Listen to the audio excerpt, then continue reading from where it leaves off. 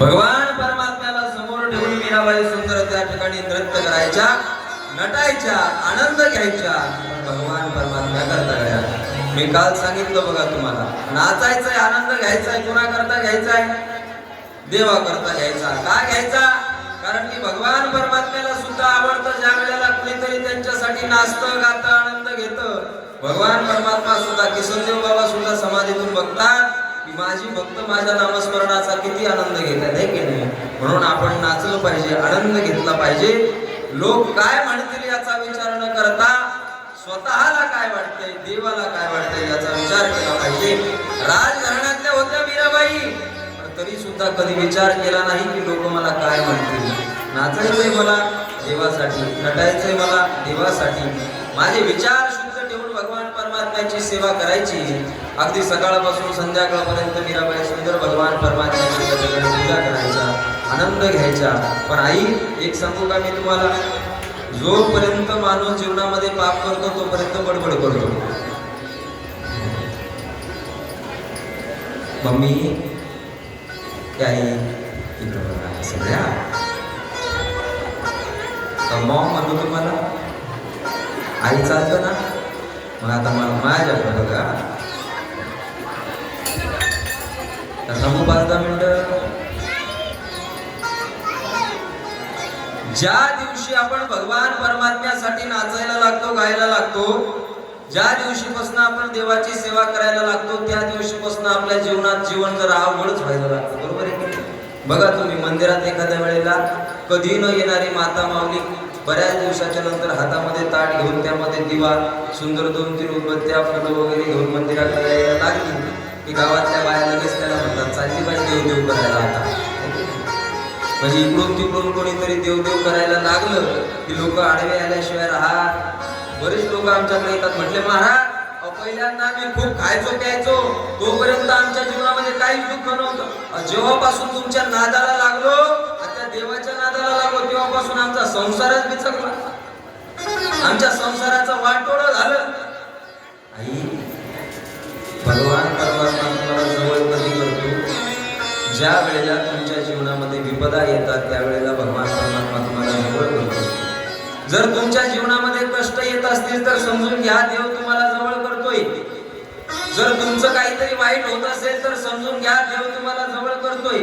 आणि यदा कदाचित तुमच्या मनात नसताना तुमचा 2-3 कोटीचा बंगला झाला की समजून घ्यायचं देव आपल्याला दूर करायला. कारण की देव दुःखामध्ये तुमच्या आमच्या सोबत असतो, सुखामध्ये कधीच तुमच्या आमच्या सोबत नसतो. ज्या वेळेला मीराबाई भगवान परमात्म्याचं भजन करायला लागल्या, देवाची विनवणी करायला लागल्या, देवाची पूजा करायला लागल्या, ते मात्र त्यांच्या घरच्यांना, त्यांच्या परिवाराला त्या ठिकाणी भावलं नाही. मीराबाईला त्रास द्यायला लागले की नाही. विषिका प्याला राणाजीने भेजा, हासत मीरा पी गई रे. विषाचा प्याला त्या ठिकाणी मीराबाईंना दिला, भीती मारण्याचा प्रयत्न केला, घरामधून काढून दिलं. ज्या देवाची पूजा माझी मीराबाई करायची त्या देवाला सुद्धा घराच्या बाहेर फेकण्यात आलं. एवढा त्रास माझ्या मीराबाईला दिला, पण तरी सुद्धा माझ्या मीराबाईने कधी भगवान परमात्म्याला नाकारलं, कधी देवापासून दूर गेली नाही. आई, आपलं एखादं काम झालं नाही की आपण देवाला आंघोळ घालत नाही. तुम्ही देव पाण्यात ठेवता का? पाण्यात देव पाण्यात ठेवता का नाही? देवाला म्हणता, देवा जोपर्यंत माझ्या मुलाचं लग्न होत नाही तोपर्यंत तुला पाण्याच्या बाहेर काढत. करताना असं तुम्ही एखादा माणूस दवाखान्यामध्ये असला की देवाला पाण्यात ठेवतात की नाही तुम्ही? काही हो नाही, काही बोलत जाणं नाही, हो की नाही? काय ठेवता देवाला पाण्यात? म्हणजे पेशंट दवाखान्यात तुमचा, देव पाण्यात, म्हणजे आम्हाला थंडी. थोडा देवानं आपल्या विरोधात वागायला लागला, करायला लागला की आपण देवाला शिव्या घालतो.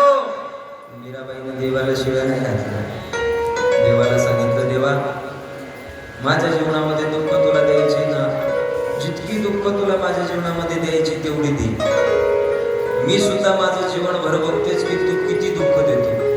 किती जरी दुःख दिली तरी मी तुला सोडणार. तू माझा जीव घेतला ना, जीव, तरी सुद्धा मी तुला सोडणार नाही. काय करायचं ते कर, तुला जे करायचं ते तू कर, मला जे करायचं ते मी करेन, पण काही झालं तरी मी तुला सोडणार नाही. ज्याच्या अंतःकरणामध्ये आई असा भाव येतो ना, त्यावेळेला भगवान परमात्म्याला यावं लागतं. आई, माझ्या मीराबाईसाठी भगवान परमात्मा समोर आला आणि समोर येऊन माझ्या मीराबाईला त्या ठिकाणी दर्शन दिलं. किती भाग्यवान असेल माझी मीराबाई. दुःख भोगलं गड्या जीवनामध्ये, नाही मिळालं सुख, पण भगवान परमात्मा सुख स्वरूप मिळालं. क्षणिक सुख मिळून काय फायदा? एका क्षणाकरता सुख मिळेल, एका दिवसाकरता सुख मिळेल, काही वर्षाकरता सुख मिळेल. पण मला असं वाटतं सुख जर पाहिजे असेल ना तर ते सुख निरातिशय सुख असावं की जे एकदा आल्याच्या नंतर जाऊ. जीवनामध्ये अनेक माणसं येतात, अनेक व्यक्ती येतात की जे आपल्याला जीव लावतात, प्रेम लावतात, पण ते सतत आपल्यासोबत कधीच नसतात बघा. काही कालापुरती ती माणसं आपल्यासोबत राहतात आणि कालांतराने ती माणसं आपल्या जीवनामधून निघून जातात. मला असं वाटतं काही कालापुरती लोक जवळ ठेवल्यापेक्षा त्या भगवान परमात्म्याला तुम्ही तुमच्या जवळ करा, तो तुम्हाला कधी सोडणार नाही बघा. तुमच्या देवाला जवळ करा. मीराबाईंनी सांगितलं, देवा तू काही पण कराय, जिन भेषा मारो सावरो रिझे, सोही भेस धरूंगी मै बैरागण होऊंगी. देवा दिलं तू मला, तरी सुद्धा मला नको. तुला जे आवडतात ना तेच कपडे मी घालेन, जी दागिने तुला आवडतात ना तीच दागिने मी खाईन, जे भोजन तुला आवडतं ना तेच भोजन मी खाईन. मला आवडतं ते नाही, तुला काय आवडतं तुझ्या आवडीकरता माझं जीवन समर्पित करीन.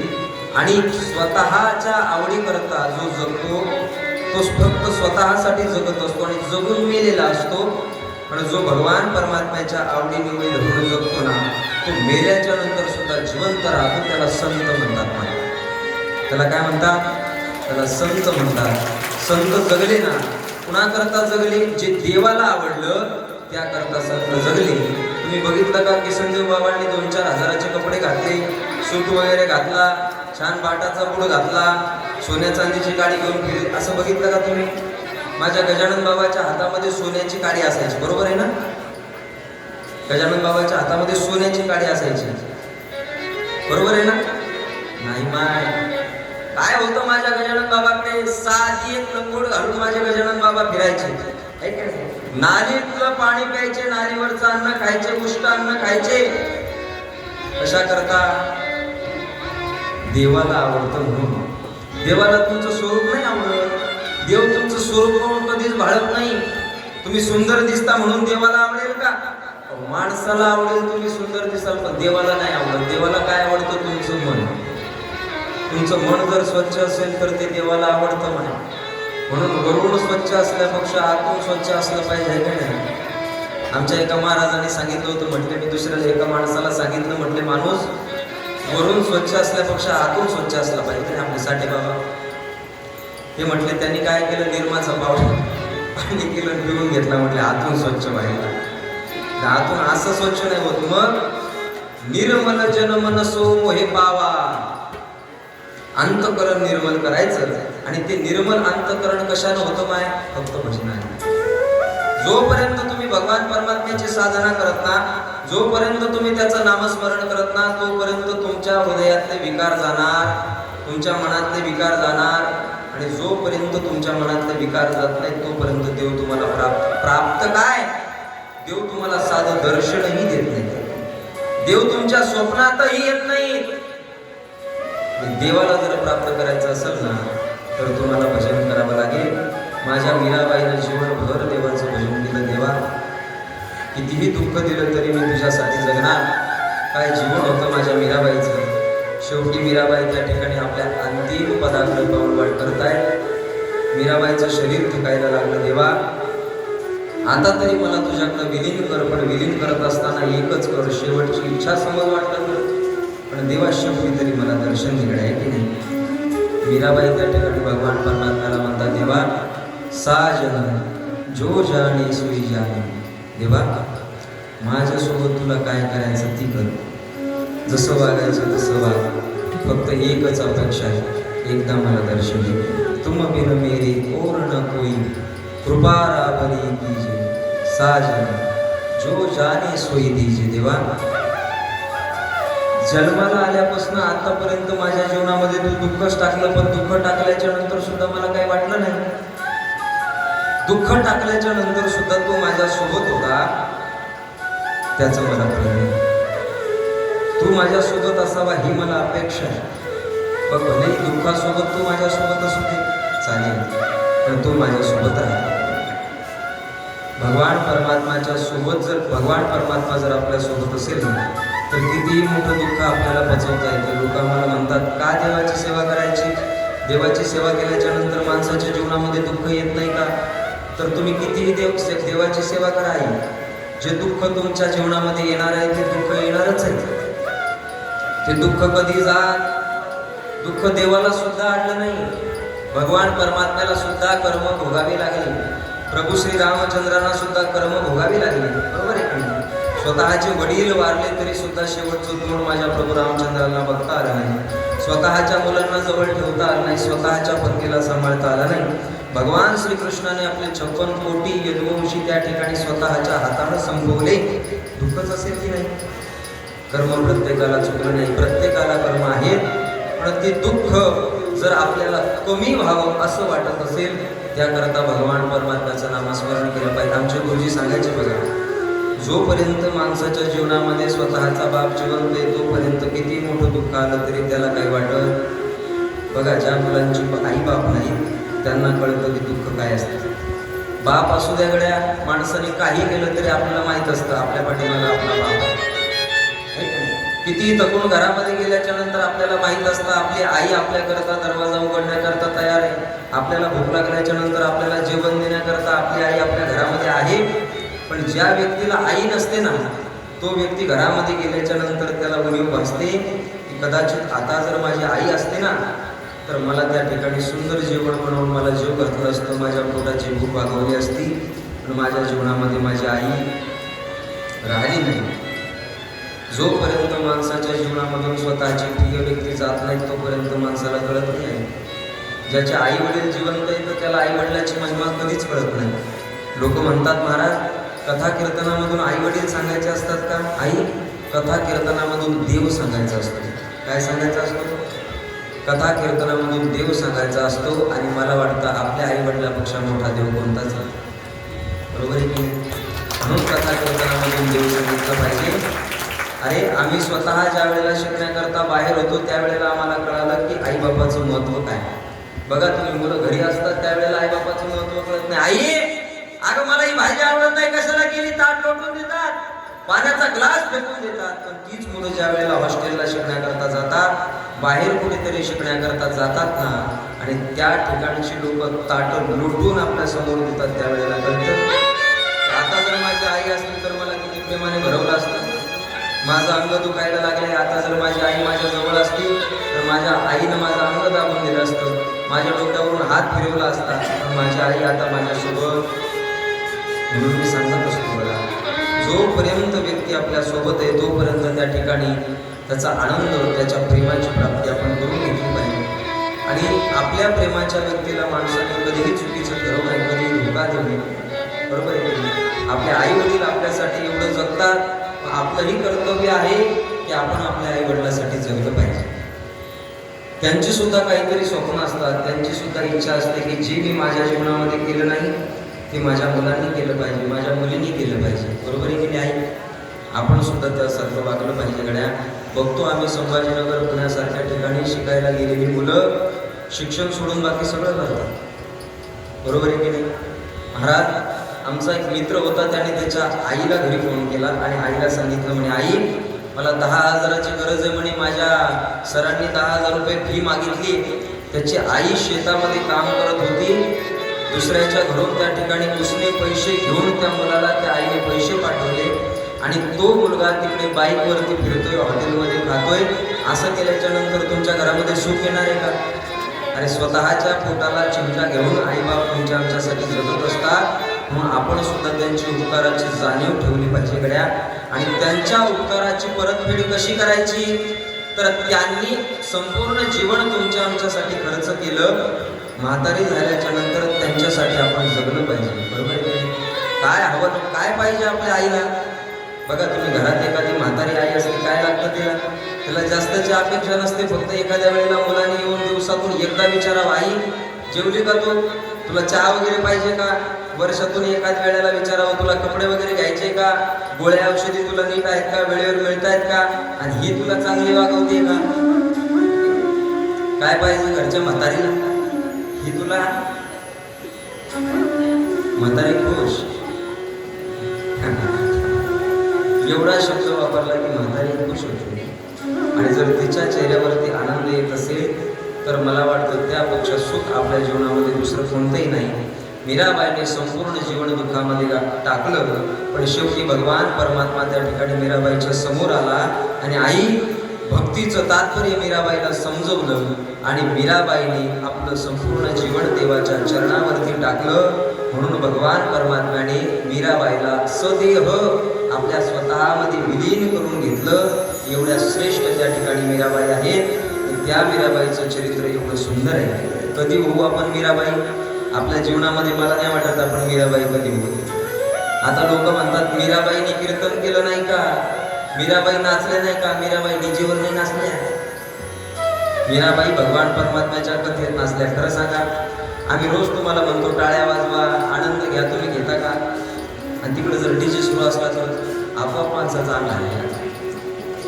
त्यांना मीराबाई नाही म्हणायचं. मग कुणाला म्हणायचं मीराबाई? संपूर्ण जीवन त्या भगवान परमात्म्याला प्रदान केलं, देवाला दान केलं. काय केलं? देवाला जीवन दान दिलं. तेरा तुझको अर्पण. जरी तू हे जीवन मला दिलंय पण हे माझं जीवन तुला समर्पित. त्यावेळेला तो देव येत असतो आणि एकदा का तो देव तुमच्या जीवनामध्ये आला की तुमच्या जीवनाचं कल्याण झाल्याशिवाय राहणार नाही. एवढं सुंदर त्या ठिकाणी मीराबाईचं चरित्र आहे. म्हणून मी सांगत होतो तुम्हाला, देवापासून थोडासा विरह झाला पाहिजे. ज्या वेळेला विरह होतो त्यावेळेला भगवान परमात्मा तुमच्या जवळ येत असतो. काल आपण त्या ठिकाणी सुंदर गोवर्धन महाराजांचं चरित्र त्या ठिकाणी श्रवण केलं आणि सर्वांनी गोवर्धन पूजेचा आनंद घेतला ना? घेतला की नाही घेतला? प्रत्येकाने ताई आम्ही सांगितलं होतं की पंचपक्वान 56 भोग त्या ठिकाणी घेऊन या. आमच्या सगळ्या माता माऊलींनी एक एक पदार्थ घेऊन आले. हो, सगळ्यांनी आणला. एवढा मोठा झाला होता. हा, एवढे मोठे त्या ठिकाणी पदार्थ होते. काय पाहिल्या माझ्याकडं? एवढ्या बायामध्ये टोपलं भरायला पाहिजे होतं, टोपलं. नासो ज्यांनी ज्यांनी आणलं सगळ्यांनी आनंद घेतला ना काल? सुंदर त्या ठिकाणी श्रीमद भागवतमध्ये गोवर्धन महाराजांची भगवान परमात्म्याने पूजा केली आणि सगळ्यांना आनंद प्रदान केला. समोर त्या ठिकाणी सुखदेवजी महाराज राजा परीक्षिताला रास पंचाध्यायीचं त्या ठिकाणी वर्णन करतात. आई सुखदेव महाराज सांगतात की ही जी रास पंचाध्यायी आहे ना, ती श्रीमद भागवत कथेचं त्या ठिकाणी हृदय आहे. जो श्रीमद भागवत कथेमध्ये रास पंचाध्यायी श्रवण करतो त्याच्या जीवनातलं काम नष्ट होतं. काय नष्ट होतं? त्याच्या जीवनामधलं काम नष्ट होतं. एवढं महत्त्व त्या ठिकाणी या रास पंचाध्यायी आहे. जो श्रीमद भागवतातले रास पंचाध्यायी श्रवण करत नाही त्याने श्रीमद भागवत कथा श्रवण केली नाही असं समजायचं.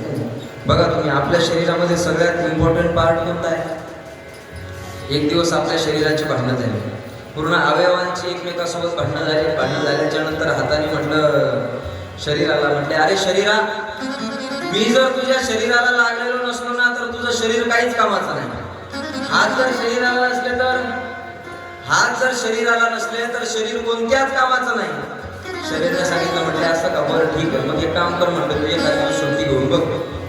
एखाद दिवस सुट्टी घेऊन बघ. म्हटलं ठीक आहे, काय हरकत नाही. एक दिवस शरीरामधून हात बाहेर गेले, शरीराचं काहीही आटलं. बघा तुम्ही, शरीरातून हात जर सोडले तो एक दिवस आपले हात असे बांधूनच ठेवायचे. माणूस मरतो का? बोला, माणूस मरतो का? हाताला कळालं आपल्यापासून शरीराचं काही आडत, शरीरामध्ये पुन्हा हात आले, पुन्हा डोळ्यांनी सांगितलं, म्हटले हाताने काम करावं लागतं, हात नसले तरी चालतात, पण जर मी शरीरामध्ये नसलो तर हे शरीर काय पाहिल? आणि शरीराने पाहिलं नाही तर आनंद कशाचा घेईल? शरीराने सांगितलं, म्हटलं एक काम कर, एक दिवस तूही जरा सुट्टी घेऊन बघ. शरीरामधून डोळे सुद्धा गेले. एक दिवस शरीराच्या बाहेर डोळे गेले, शरीर बंद पडलं. डोळे नसणारी माणसं काय मेली का? परत डोळे वापस आले. ठीक आहे, माझ्यापासूनही काहीच अडत नाही. परत त्या ठिकाणी पायाने विचार केला, म्हटले डोळ्याने बघावं लागतं, हाताने काम करावं लागतं, पण पाय जर नसले तर माणूस जाणार कसा? अहो, हात नसले तर माणूस कदाचित तोंडाने काही कामं करेल, तोंडाने त्या ठिकाणी पेंटिंग करतात, तोंडाने जेवण केलं जातं. डोळे नसले तर खाऊन पिऊन माणूस राहू शकतो, पण पाय नसले तर कुठं जाणार? पाय शरीरामधून बाहेर गेले, शरीराला काहीही झालं नाही, पुन्हा त्या ठिकाणी पाय त्या ठिकाणी वापस आले. आता हृदयाने सांगितलं, म्हटले सगळ्यांचं त्या ठिकाणी नंबर झाला का? म्हटलं हो. मग आता एक काम करा, मी थोडं 10 मिनिटाची सुट्टी घेतो. काय करतो? मी 10 मिनिटाची सुट्टी घेतो, थोडं चहा पाणी पिऊन येतो. आहे का नाही? आणि चहा पाणी पिल्याच्या नंतर मग मला सांगा तुमच्या शरीराचं काय झालं काय नाही झालं. तसं सुद्धा आपण पण काय करू, आता 10 मिनिट चहा पाण्याकरता सुट्टी घेऊ. आणि काय करायचं, आता सुट्टी घेताना नाक दाबून ठेवा 10 मिनिट. असं काही करू नका. 10 मिनिट त्या ठिकाणी आता चहा करता आपण सुट्टी घेऊया आणि पुनश्च कथेला सुरुवात करूया. बोलिए वृंदावन बिहारी लाल की जय. जय जय राधा